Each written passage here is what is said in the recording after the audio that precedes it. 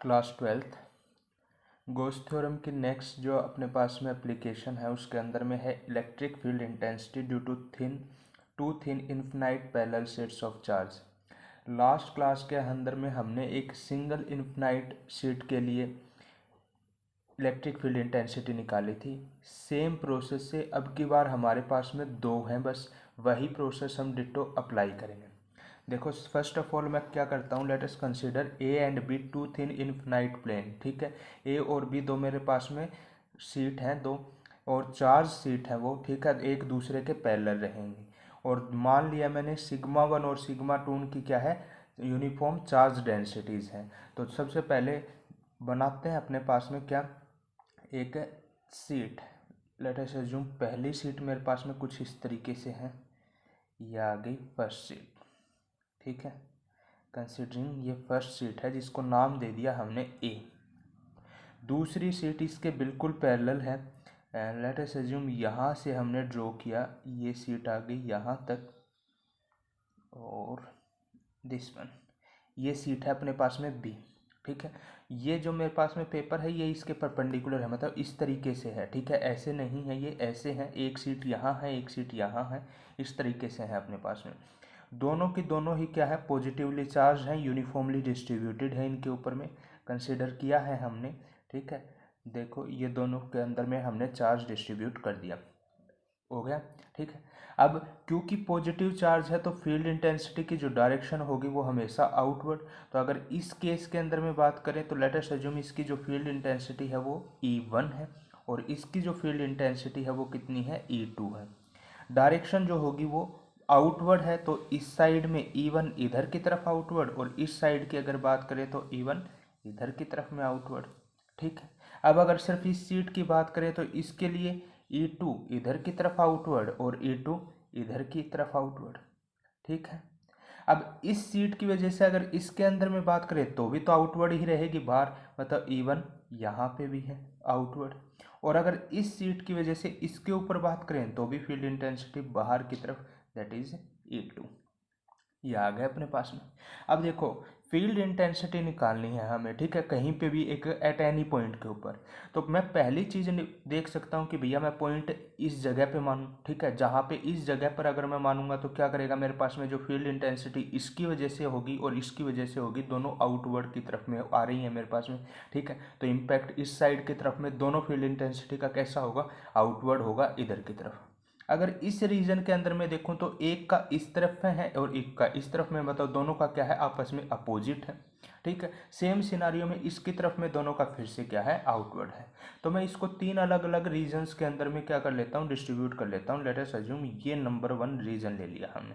ठीक है, रीजन 1 क्यों लिया है ये पता चल गया होगा, क्योंकि हमारे पास में क्या है, फील्ड इंटेंसिटी दो दो हो गई है हर एक के अंदर में। ठीक है, इसलिए अपने पास में रीजन भी डिवाइड हो गया है। ठीक है, अदरवाइज थिन प्लेट शीट होगी अपने पास में जो इन्फिनाइटली लॉन्ग है, तो उसके ऊपर में कहीं पे भी हम डिस्टेंस से निकालेंगे फील्ड इंटेंसिटी हमेशा सेम रहती है। ठीक है, तो ये रीजन 1, ये अपने पास में 2, और ये आ गया अपने पास में 3rd।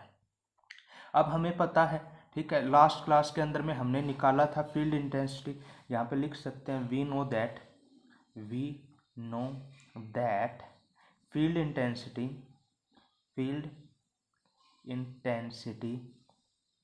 due to thin infinite sheet।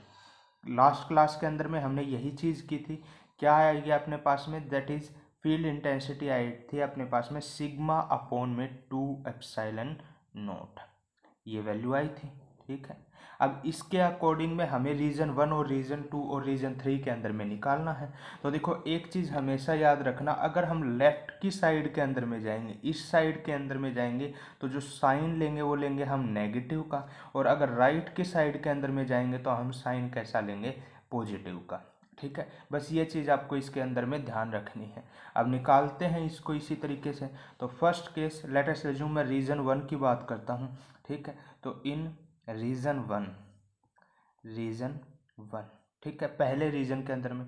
तो पहले रीजन ये वाला रीजन है और किसकी तरफ में जा रहा हूँ, लेफ्ट की साइड के अंदर में। ठीक है, तो मेरे पास में जो डायरेक्ट साइन आएगा वो कैसा आएगा, नेगेटिव। ठीक है, तो by superimposition principle, superimposition principle क्या मतलब, अगर हम जैसे नॉर्मल जोड़ते हैं ना, जैसे एक के पास हो गए मान लो 5 रुपये और एक के पास हो गए 3 रुपये, टोटल कितने हो गए भैया, 8 रुपये हो गए। ठीक है, वैसे ही जोड़ना। तो टोटल फील्ड इंटेंसिटी कितनी हो जाएगी, लेट अस अज्यूम जो ये E1 है, दैट इज E1 की वैल्यू क्या हो जाएगी, साइन एक साइड तो ये वाली है और एक साइड ये वाली है दोनों की, लेकिन दोनों का साइन माइनस का, दैट इज -E1 और -E2। प्लस करना था लेकिन क्या साइन आ जाएगा, माइनस का आ जाएगा अपने पास में। अब हर एक की वैल्यू इस इक्वेशन से वैल्यू पुटअप कर देंगे। तो पहले की वैल्यू पुटअप करेंगे तो दैट इज -σ/σ1 है इसकी डेंसिटी। ठीक है, हमने कंसीडर किया था σ1 और इसकी कितनी है, σ2। तो σ1/2 माइनस σ2/2। ठीक है, और इसको और किस तरीके से कंसिडर कर सकते हैं, 1/2 को अगर मैं कॉमन लूँ, मान लो -1/2 को कॉमन ले लिया, तो यहाँ पे क्या बच जाएगा, σ1 + σ2। ठीक है, ये केस आ गया अपने पास में रीजन 1 का। सिमिलरली हम रीजन 2 और रीजन 3 की बात करते हैं। तो देखो रीजन 2 के अंदर में देखो, एक तो मेरे पास में जब E1 की बात करूंगा तो ये तो पॉजिटिव डायरेक्शन में है, और E2 की बात करूंगा तो ये लेफ्ट साइड में आ रहा है, तो नेगेटिव की बात में है। तो रीजन 2 की बात करते हैं। इन रीजन 2, ठीक है, इन रीजन 2 क्या आ जाएगा, रीजन 2 के अंदर में E2 की जो वैल्यू आएगी वो आएगी, दैट इज E1 तो पॉजिटिव रहेगा, माइनस आ जाएगा कौन सा, E2। और सेम वही चीज़ करनी है, वैल्यूज़ पुटअप करनी है हमें। तो पुटअप करते हैं, दैट इज़ क्या आ जाएगा अपने पास में, σ1/2ε0। ठीक है, और माइनस में σ2 है ये 2ε0। क्या वैल्यू आ जाएगी इसको, फिर से वही कंसिडर, 1/2ε0 बाहर ले लिया, ये आ जाएगा σ1 - σ2। ठीक है, सेम सिनारियो के अंदर में हमें कौन सा, रीजन 3 के लिए लेना है। और रीजन 3 के लिए लेंगे तो देखो सारे के सारे पॉजिटिव की तरफ में है, दैट इज E1 भी पॉजिटिव है और E2 भी पॉजिटिव है। तो लेते हैं हम इन रीजन 3 की बात करते हैं, इन रीजन 3। तो रीजन 3 के अंदर में क्या केस आ जाएगा, that is E3 = E1 + E2, दोनों के दोनों पॉजिटिव हैं, वैल्यूज पुटअप करनी है सेम सिनारियो में। तो क्या आएगा, दैट इज σ1/2ε0 + σ2/2ε0। ठीक है, कॉमन ले लेते हैं फिर से, दैट इज 1/2ε0 क्या आ जाएगा, σ1 + σ2। ठीक है, ये केस आ गया अपने पास में।